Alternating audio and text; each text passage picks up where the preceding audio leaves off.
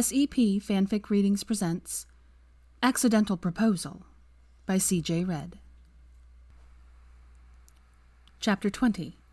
Bravehearted. Draco knew he should be worried by the look on his fiancée's face as they landed in a wooded area that he did not recognize. Worried was not actually the best way to describe his feelings as he watched her, taking deep breaths as if to calm herself. He was terrified. She had closed her eyes, and Draco was just about to ask what they were doing in the forest when she amazed him by conjuring her Patronus. "Kings, I have Draco Malfoy with me, and it is imperative that I speak with you. Let us pass the wards." Draco frowned as he watched her otter gallop off. "Kings?" Hermione nodded, her face back to looking terrifying. She was tapping her foot impatiently, glaring at the line of trees in front of them. Draco turned, trying to see what was so aggravating about the trees, when the trees suddenly transformed into an iron gate. He could see that the gate guarded a large manor that appeared before them, where there was once just forest.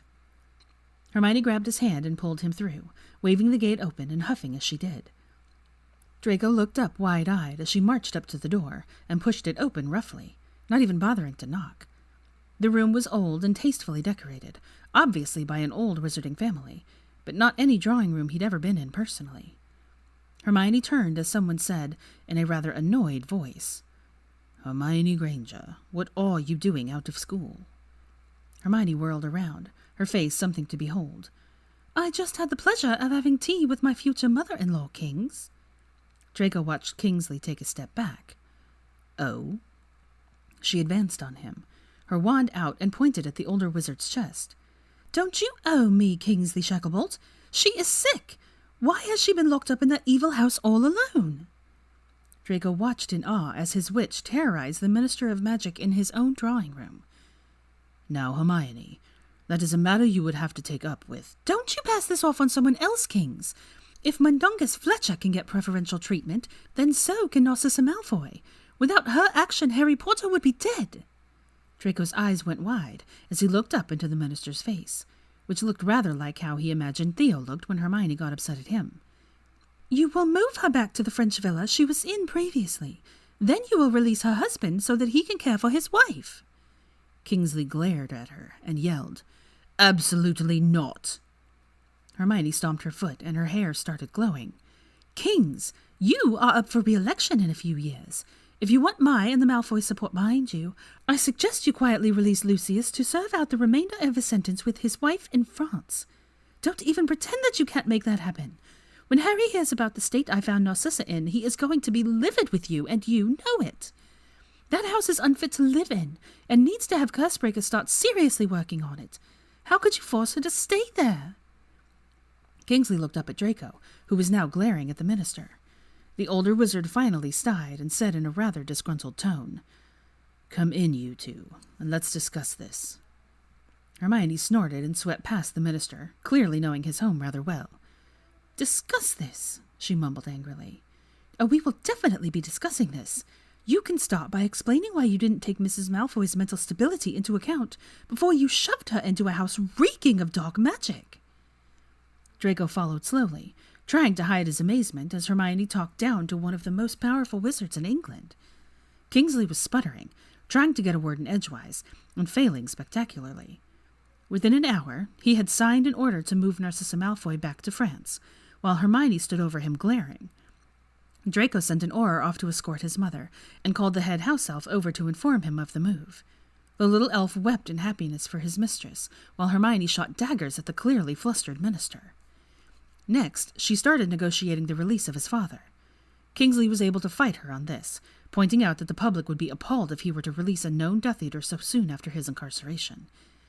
Hermione stood firm and pointed out that the public had no reason to even be informed. If the French ministry were willing to monitor the Malfoys, which, thanks to Lucius's political clout and gold, was indeed the case, the public didn't even need to know Lucius had been released.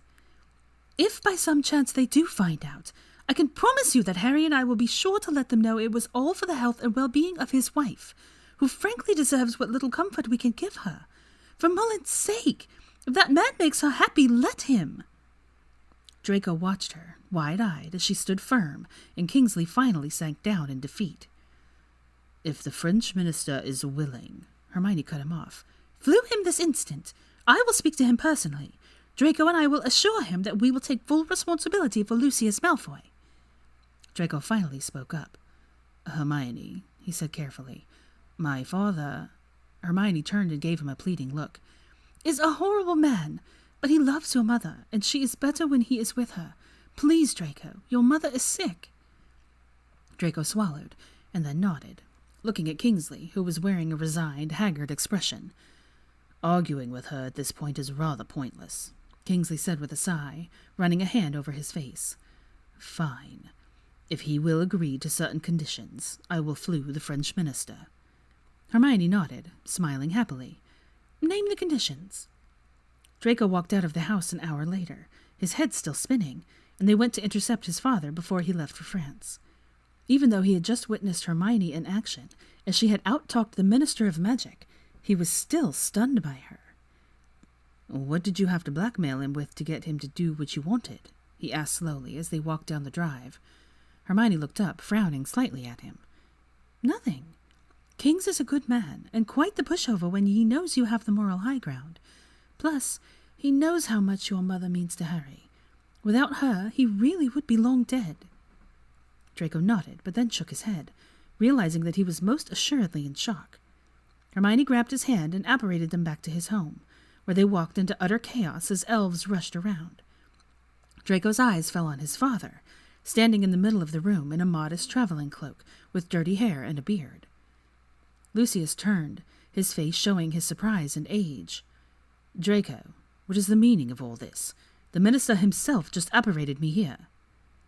Draco sighed and waved his hand toward the witch beside him.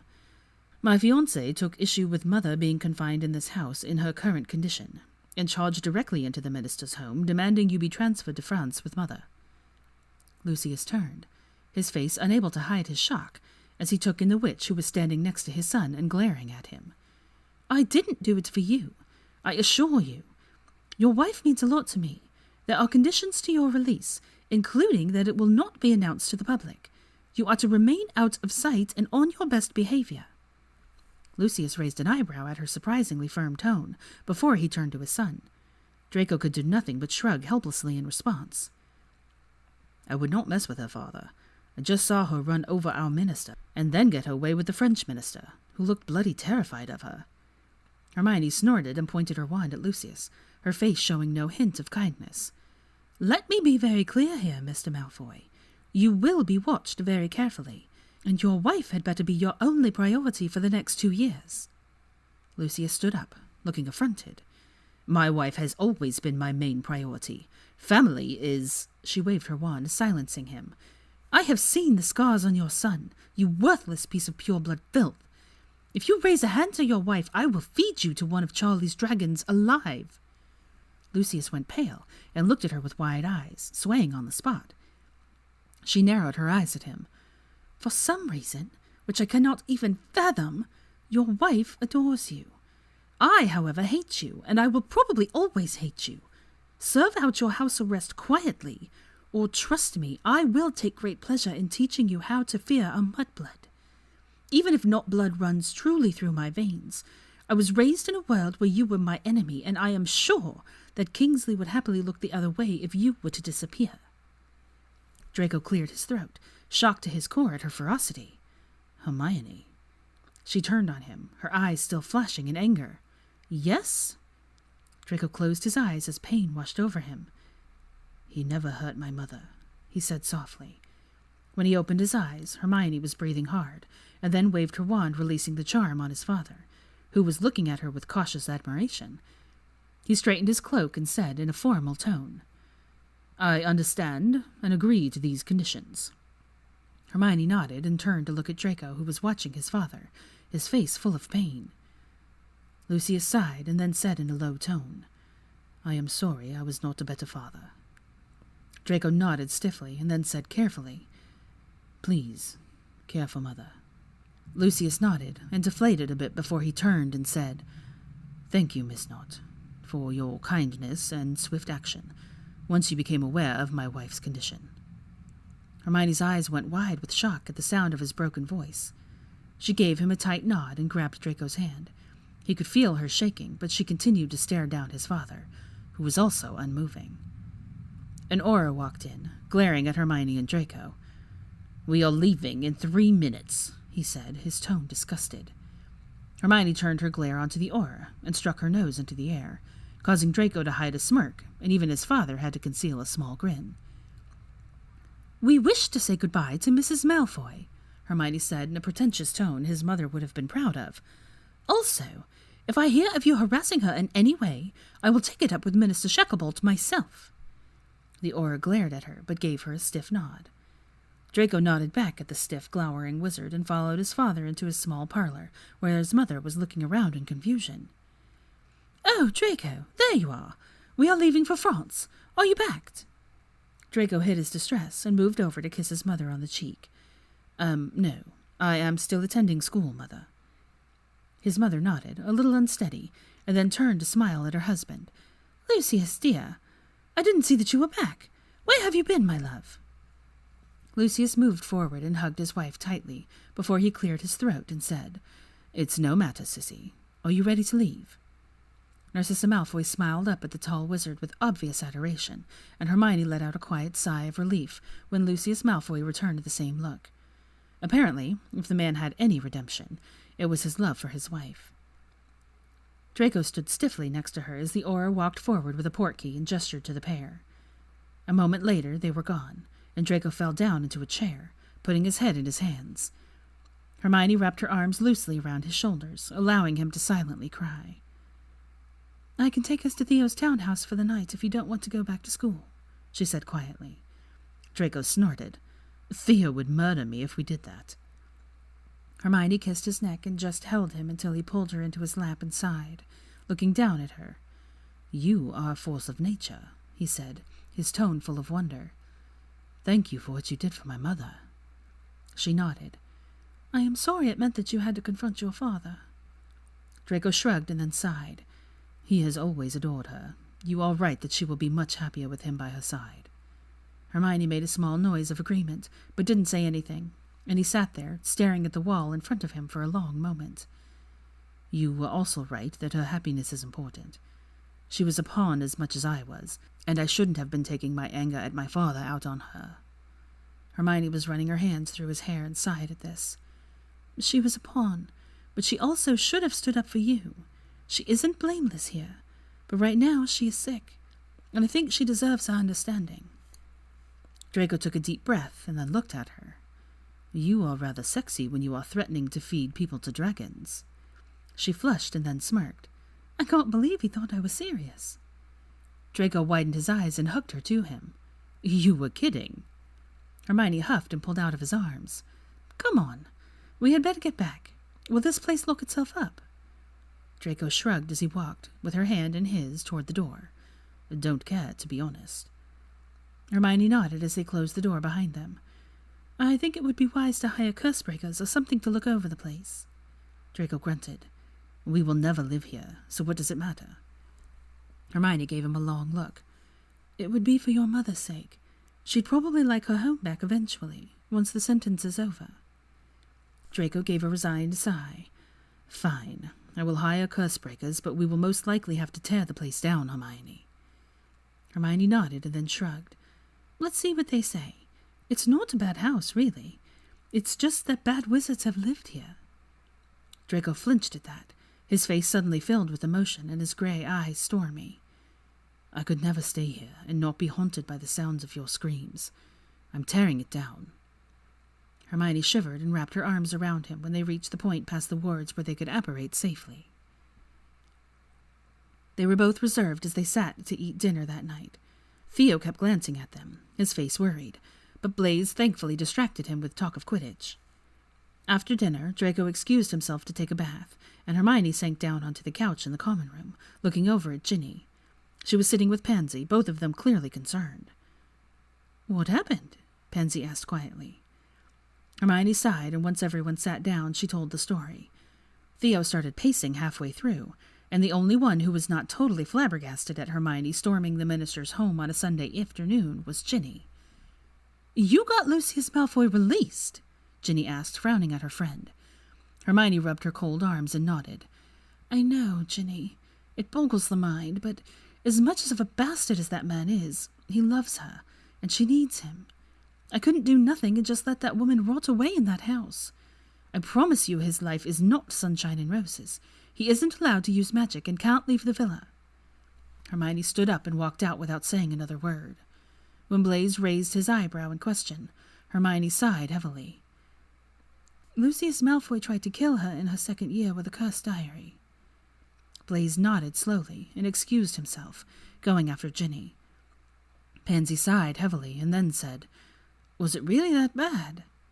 Hermione looked up and shivered, suddenly very cold. "Yes," she whispered, looking over to her frowning brother. "Ginny is going to hate me." Theo grunted. "She might for a bit," he said, sitting down next to her and hugging her into him. "But you probably saved Narcissa Malfoy's sanity." Pansy nodded, her face lined with sadness. "Draco really does adore his mother.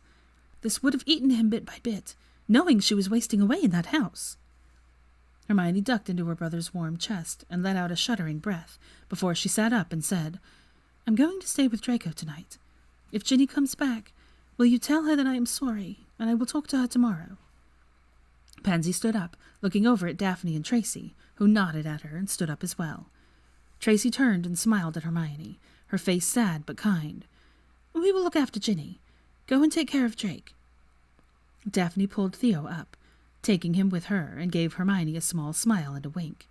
Hermione smiled her thanks, and then turned on her heel, rushing to the boys' dormitory to find her fiancé.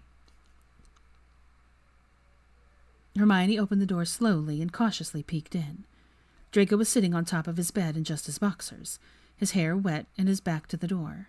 She slipped past the doorway and out of her heels, walking up to him quietly. "Draco?" He turned to look at her, his face tortured, before he looked away. She sank down next to him and sat there quietly, not sure what to do or say. After a few minutes passed, she said, "Want to have sex?"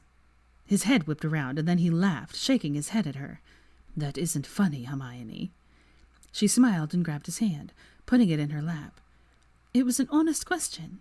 You are rather sexy in just your pants." He grimaced and stood up, reaching for his pajama bottoms. She sighed dramatically as he pulled them on.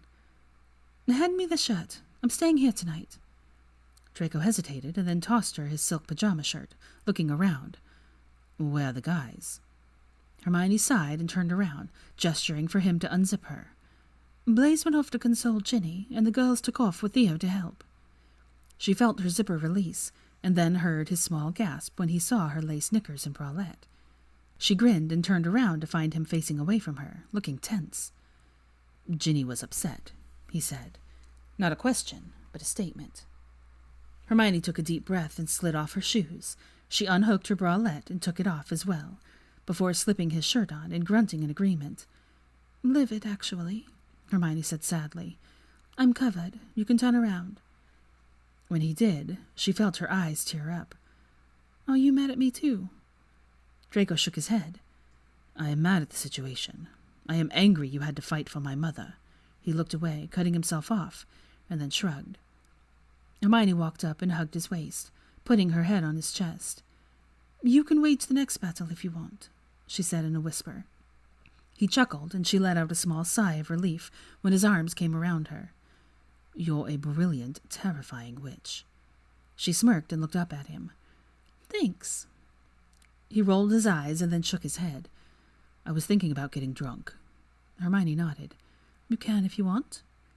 His eyes narrowed as he considered her. Then he said softly, "I think I will, but not on fire whiskey." Hermione felt her heart rate triple. "Oh?" He pulled her tighter to him, leaned down, his lips just above hers. "Yes. Oh," he agreed before he lowered his mouth and bit her lip, causing her to moan.